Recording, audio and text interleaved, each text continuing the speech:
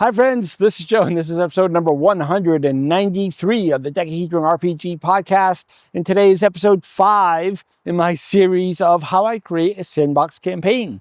And if you've been following the series, you know that this series of steps that I'm on are answering questions from Jeff Rients, 20 questions about the campaign. I'll have a link down below. I did most of this work beforehand, so I have on notes. I'm going to be doing a lot of reading, which means my glasses will be showing up if you're watching on YouTube. And because it's such a sunny day, they're going to be dark. So, you know, not being shady. Get it? But it is what it is.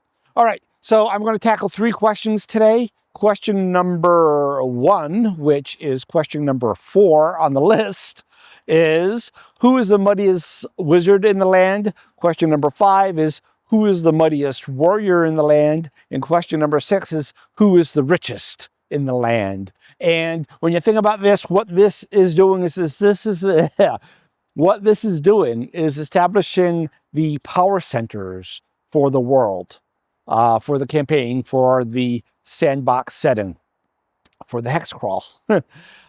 So the first one was, who is the mightiest wizard in the land? And this one requires us to do something that I've been avoiding. And that is, what game system do I plan on running this for? Because game systems differ the flavor of magic a lot. You know, a lot of people say game system doesn't matter. You can play anything with any game. And that's true to an extent. But once you start throwing magic in there, the flavor of the magic affects the flavor of the campaign. Full stop. And for the type of campaign that we've been describing, that I'm envisioning, I don't think that vanilla D&D fits. At least not old school D&D. I think newer school, you might be able to say no wizards, but you can have sorcerers. I think that might fit. I think Tunnels and Trolls would fit wonderfully, especially Tunnels and Trolls using the talents from 7th edition, 7.5. I think that would be a great fit. The way magic works there, yeah, I think it would just be a great fit. So I think that's a great plus. I think maybe Savage Worlds would work. Just because, you know, the way magic works there. I think, likewise, Big Eye, Small Mouth would work. Big Eye, Small Mouth is a little over the top, but, you know, so are the Norse sagas. And so that might be a good fit. But, yeah, so things like that, things where spells are individual, not like just a spell book, I think that just fits their campaign better. All right. So who's the mightiest wizard in the land? I've actually answered this twice because the land is vague, right? Is the land the entire sandbox map, or is the land Elms Fjord, where I'm set in the campaign? So I answered it for both. For Elms Fjord, because that's where the players are going to be spending a lot of their time, and then the rumors of the big mage. So in Elms Fjord, time for notes because I have to look up her name. Okay, first of all, before I get into that, for every one of these characters, when I came up with them, I rolled a 1d6, and on a 1 to 4, they were Southern Kingdom type name and stuff. On a 5 or 6, they were Northern Kingdom. The exceptions being where I do things specifically for the Northern Kingdom or the Southern Kingdom, then I just use those names. The other thing, gender. I rolled, again, 1d6. On an odd, they were male. On an even, they were female. And after I did all that, you know, it occurred to me, hey, I could have just made that one roll. Just roll the 1d6, odd male, even female, 1 through 4, Southern Kingdom, 5, 6, Northern Kingdom. The probabilities are exactly the same. It would have saved me 1 roll each time. So anyway, all of this was randomly determined. There was one exception that's springing to my mind, and we'll get there when I talk about the warriors. But for the local most powerful wizard, I rolled up a female, and you know, I was thinking, this isn't a high magic world. This isn't a high fantasy world. This is closer to a sword and sorcery world. I was thinking, you know, the trope we could lean into, the trope that kind of works for a Trelleborg, for a Norse ring fortress, would be, you know, the old healing woman. Yeah, that's a great trope. But then I roll the dice. As you might recall, I have a NPC generator that generates personality stuff. Again, just to give me, the GM, hints on how to play this character when the PCs encounter it. And I do that now, and it gives me an idea of who they are. And when I rolled them up, I came up with, so first of all, her name is Tidhild. Tidhild. It's an old Saxon name. One of her traits that came up was that she's somewhat good looking. Now, I'm not saying that old people can't be good looking. I mean, hey, look at me. You know what I'm saying, though. But I'm like, okay, maybe she should be younger then. That might be interesting. I also came up that she was somewhat disloyal. And this definitely got into me, that she should be younger. She's in that like late teen, early 20 range, you know, where you think you know everything. You think everybody's wrong. It should be done your way because you're smart. You have it all figured out. That's her, right? For mannerism, she squints. It's so bright out. If I took these off, I'm gonna squint, you know. So she squints a lot, and she likes sketching. All right, so just made up a little backstory for her. So one of the things that we need to do when we develop these people is we need to connect them, right? If we just have, I was going to say Bob the blacksmith, but we named the blacksmith last episode. His name was Agenwulf. If we just have Agenwulf, and then we just have Tidhild and whoever else, and nobody is connected to each other, it doesn't feel real. It doesn't feel living. So she is going to be connected to the Jarl. He's the head noble of the village, if you recall from episode 1. So yeah, she's his daughter, and this makes her disloyalty maybe even a little more interesting. And she's not that great at being a wizard, even though she's the best one in the village. It's a small village. She's not that great. And the reason she's not that great is she was learning from her mother, and her mother died fairly recently. And maybe she kind of blames her father for that, even though he had nothing to do with it. Also adding to her disloyalty. All right. So, okay, we have a dynamic there. We have a father-son dynamic. We have our wizard. I figure she focuses in healing spells. See, in D&D, that doesn't work that well, right? Because that would be a cleric and not a wizard. Right. She focuses on healing and curing and stuff like that. Maybe love charms, you know, the village witch trope. Although she is a young, good-looking woman. All right. So that was the answer for the local wizard. And then I said, okay, so in the whole realm, on the whole map, who is the most powerful wizard? And the dice told me that it was a male and that he was Northern Kingdom. So his name is Guthberg. And he's somewhat patient. He's very strong. And of course, the NPC generator meant that physically. But of course, I'm doing a wizard, and there's nothing wrong with him being strong physically, especially if you're doing tunnels and trolls or GURPS, where strength is used to power spells. That would make sense. But I use it to mean that he's very strong magically. Says he's somewhat prideful. I mean, that goes hand in hand with the wizard trope, right? With the great, powerful wizard. As a mannerism, he belches. Yeah, whatever. And as a hobby, he collects butterflies. Now, you might be thinking, what are you going to do with that, Joe? That's just silly. Are you kidding? That's gold. Are you kidding? If the players go out and they need the most powerful wizard and they find him, he doesn't want gold. He's going to send them on a quest to find a rare butterfly. I mean, how cool is that? And, you know, okay, maybe the players are more powerful. Maybe this butterfly is like the size of Mothra. All right, Mothra might be a bit of an exaggeration, but maybe it's a giant lunar moth. It's wonderful. That a whole little side quest right there to get this lunar moth so that he will help you out. And as for where he is, I decided that he's in the southwest corner of the Northern Kingdom. Why? I don't know. Sounded good. At this phase, I don't even have a map yet, right? This will help me when I start to write the map. When I draw in the kingdoms in the southwest corner, I'll just put a tower. So one trope I like a lot, is the wizard and a lone tower in the wilderness. And the rationale I have for this is because wizards need mana. Again, Tunnels of Trolls, that makes sense. GURPS, that makes sense. D&D, what's mana in D&D? Anyway.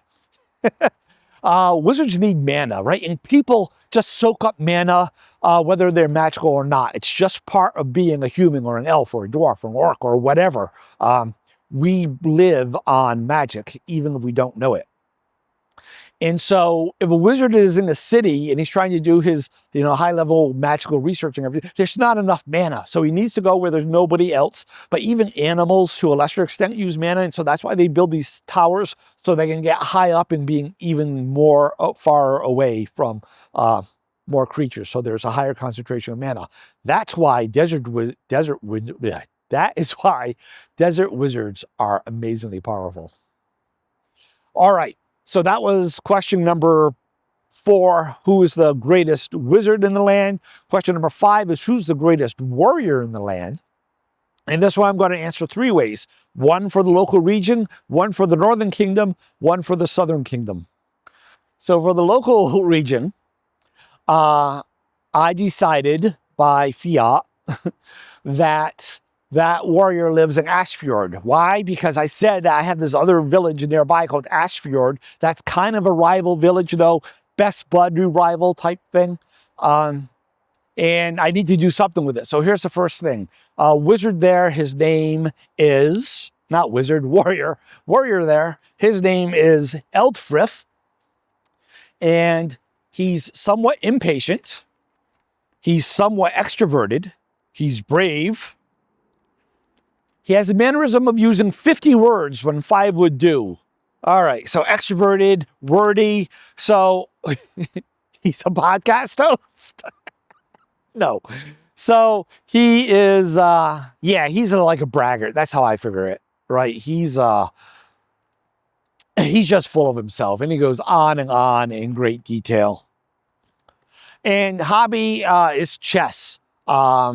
It doesn't say he's good at it, just that it's a hobby. And being impatient, I imagine he's a very aggressive player.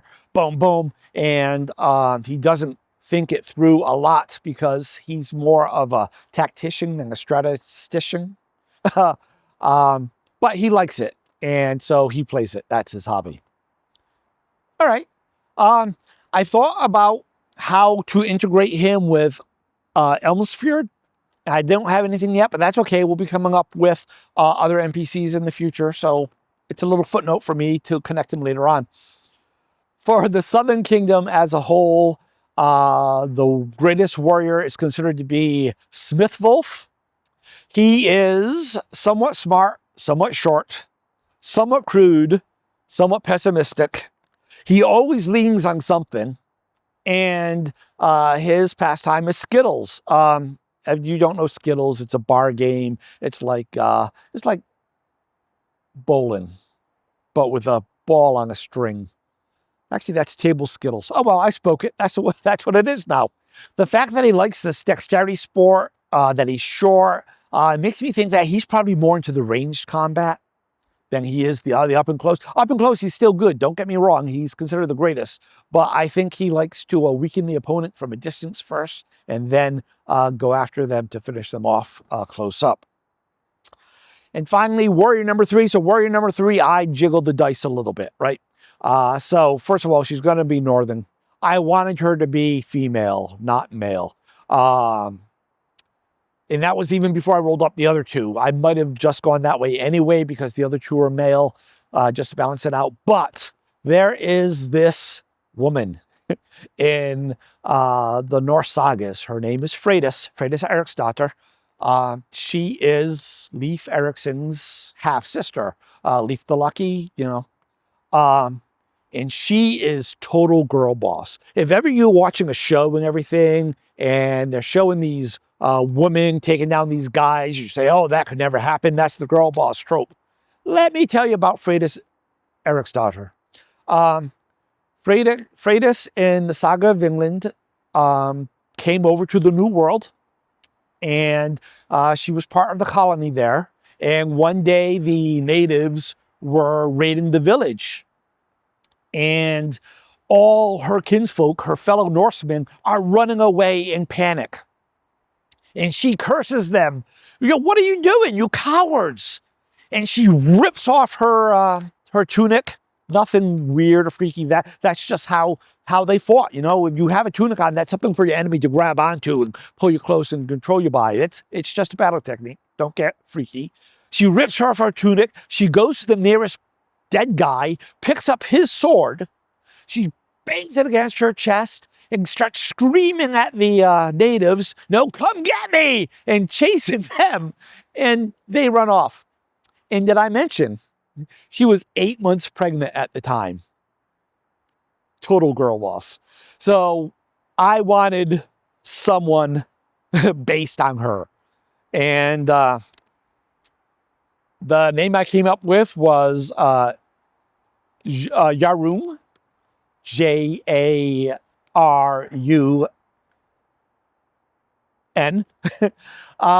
J is pronounced Y in back then. Whenever I say Jarl, it's actually Jarl, but it's pronounced Jarl. The word Earl comes from there. Anyway, she's very brave. I didn't even force the thing to do that. She's very brave. Again, Freydis, very brave.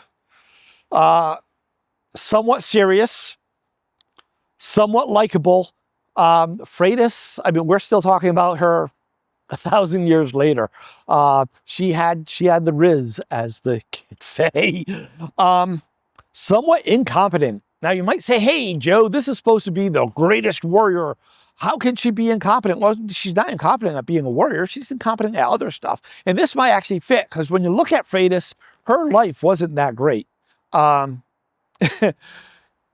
She did a lot of killing, murdering people, because she could never get that break to have that wealth, to have a stable life. And so you could say that's because of her own incompetence at managing her affairs. So while she's portrayed in Saga of England as this, like I told you the story, and the Saga of the Greenlanders, she's portrayed as this murderous thief down her luck. Her brother has words with her. Yeah. So someone incompetent, it works. And so that's our 3 greatest warriors. Finally, the last question we're going to address today is, who's the richest in the land? So the richest in the land, I answered this twice. Once was for the richest in the village itself, and the one is the richest who they see from time to time. I said before that in the village, in all the villages actually, everything has a cost, but nothing has a price. That doesn't mean that gold doesn't exist. That doesn't mean that silver doesn't exist, that they don't use coin. They just don't use it day to day. If you go to another village, you're going to use coin because they don't know you. They can't go by your reputation. They can't trust that you're going to give them a gift, right? If you go to the big cities and one of the kingdoms, they're going to use coin. Yeah. So coin does exist. So the richest, well, historically, wealth and power go hand in hand. Always have. From the dawn of written records to today, how many poor politicians do you know? So it makes sense that the Jarl is the richest. And we already have our connection between him and his daughter that we did at the beginning of the episode. So that's cool. Another richest, I was having this idea. I said, when I talked about the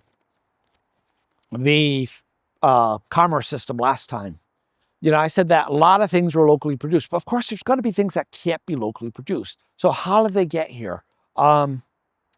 It's interesting. You look at the bands of Ethelred. I don't know. one of the Anglo-Saxon kings. If you're watching on YouTube, the name will be down below because I'm going to look it up. When he became king, he passed all these laws. And one of the laws where he's talking about the Vergild for everyone, how much money you owe if you kill that person accidentally or even on purpose. One of the things in there that anyone who journeys thrice across the sea of their own expense shall be thane-worthy. In other words, if you have a successful merchant that could afford his own expedition 3 times and back, if you killed them, it wasn't just like killing a freeman. It was like killing a noble because, again, wealth and power go hand in hand. And if you misread it that just right, it might even be saying that if they're that successful, that they are a thane. Anyway, so I thought, what about a traveling merchant? They have a ship, they come to port every so often, and then they go to the next one, and they just have this big circuit that they make where they might buy any excess goods you have and trade them for goods that you can't produce locally, and they just do this. And so that's what I went with. I was picturing like an old sea dog type character, but when I rolled up a female, and her name looks Saxon to me, so she's a southerner. Her name is Estrid, which I think has something to do with stars, if I'm not wrong. Estrid. Anyway, if I think about it, I will look it up. And it will be on the screen if you're listening on YouTube, watching on YouTube. She's somewhat humble, somewhat wise, somewhat humble, somewhat wise, somewhat impatient. She uses rhetorical questions, and her hobby is journaling. Journaling for a sea captain. Oh, I love that, right? That's her log.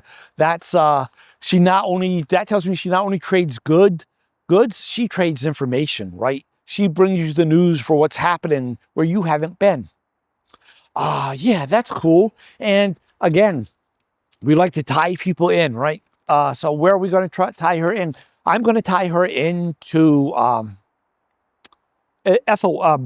Agenwolf, the blacksmith we made last episode. We said that he was somewhat of a drunkard, and we said that he was romantic, right? A little tipsy, falls in love. Let's say that she's the type of sea captain that has a man in every port, and Agenwolf is her man in this port. And so when she shows up, they go to the tavern, they have some, they go back to the boat, fade to black. And that means if you're mean to Agenwolf, you might find that you don't get the best prices from Estrid. Well, just saying. Oh, by the way, the Jarl, we should probably make a personality for him. We've already talked about his daughter. We talked about the fact that he lost his wife. His name is Alfrith. He's somewhat thin. He's likable. He's somewhat patient. He dances while walking, and he's a petty gambler. I like the fact that the richest guy goes to the tavern and plays, taffle for pennies and chases you down if you don't pay. I like that. That just sounds, hey, it's a matter of honor, right? And if you're going to live in his village, you're going to be honorable. Anyway. Yeah, so that's it for these three questions. And I think you can see by now, just with the 5 questions that we've answered already, 6 questions, sorry. With the 6 questions we've answered already, how the town is coming together, how you can see these connections, and it's not just a dot on the map. It is this place filled with people and interactions and things that can happen. It is a living place, and it feels real. At least it does to me, and I hope you're getting that. Let me know what you think. Feedback at dekahedron.com. Comment below. Thanks for watching and or listening. And until next time, happy gaming, happy life. Bye. That's more than a dot on a map. It has these people. These people have personalities. Hi, I'm back. Big gust of wind came, almost blew over the camera. I reached out and I grabbed it.